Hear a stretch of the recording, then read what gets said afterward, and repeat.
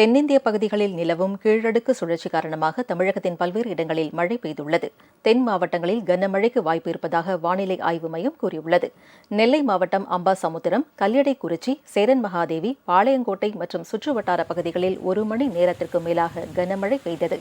தொடர் மழையால் பாபநாசம், சேர்வலாறு, மணிமுத்தாறு உள்ளிட்ட அணைகளின் நீர்மட்டம் உயர்ந்து வருவதால் விவசாயிகள் மகிழ்ச்சியடைந்துள்ளனர். விருதுநகர் மாவட்டம் ஸ்ரீவில்லிபுத்தூர் மற்றும் சுற்றுவட்டார பகுதிகளிலும் 1 மணி நேரத்திற்கும் மேலாக காற்றுடன் கனமழை கொட்டி தீர்த்தது. மல்லி, மம்சாபுரம், வன்னியம்பட்டி, வத்திராயிருப்பு பகுதிகளில் பெய்த மழையால் குளிர்ச்சியான சூழல் நிலவுகிறது. தூத்துக்குடி மாவட்டம் கோவில்பட்டி மற்றும் சுற்றுவட்டார பகுதிகளிலும் 1/2 மணி நேரத்திற்கு மேலாக கனமழை பெய்தது. கயத்தார், எட்டயபுரம், கழுகுமலை சுற்றுவட்டார பகுதிகளிலும் கனமழை கொட்டி தீர்த்தது.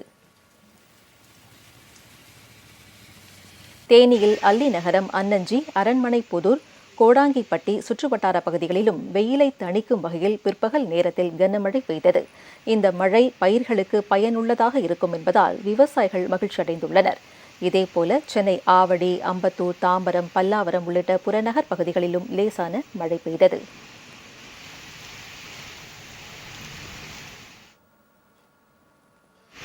இதனிடையே அடுத்த 24 மணி நேரத்தில் கன்னியாகுமரி, தென்காசி, நெல்லை, தூத்துக்குடி உள்ளிட்ட தென் மாவட்டங்களில் ஒரு சில இடங்களில் கனமழைக்கு வாய்ப்பு இருப்பதாக சென்னை வானிலை ஆய்வு மையம் தெரிவித்துள்ளது. தமிழகம், புதுவை மற்றும் காரைக்கால் பகுதிகளில் அடுத்த 2 நாட்களுக்கு ஒரு சில இடங்களிலும் 24ஆம் தேதி ஓரிரு இடங்களிலும் இடைமின்னலுடன் கூடிய லேசானது முதல் மிதமான வரை மழைக்கு வாய்ப்புள்ளது. கனமழையை பொறுத்தவரை அடுத்த 24 மணி நேரத்தில் கன்னியாகுமரி, திருநெல்வேலி, தூத்துக்குடி, ராமநாதபுரம், தென்காசி உள்ளிட்ட தென் மாவட்டங்களிலும், தருமபுரி, கிருஷ்ணகிரி, ஈரோடு, நீலகிரி மற்றும் கோவை மாவட்ட மலைப்பகுதிகளிலும் ஓரிரு இடங்களில் கனமழைக்கு வாய்ப்புள்ளது. அதிகபட்ச வெப்பநிலையை பொறுத்தவரை அடுத்த 2 நாட்களுக்கு பொதுவாக இயல்பாகவும், அதற்கடுத்த 3 நாட்களுக்கு படிப்படியாக 2 டிகிரி செல்சியஸ் வரை வெப்பம் அதிகரிக்க வாய்ப்புள்ளது. சென்னை மற்றும் புறநகர் பகுதிகளில் அடுத்த 2 நாட்களுக்கு வானம் ஓரளவு மேகமூட்டத்துடன் காணப்படும்.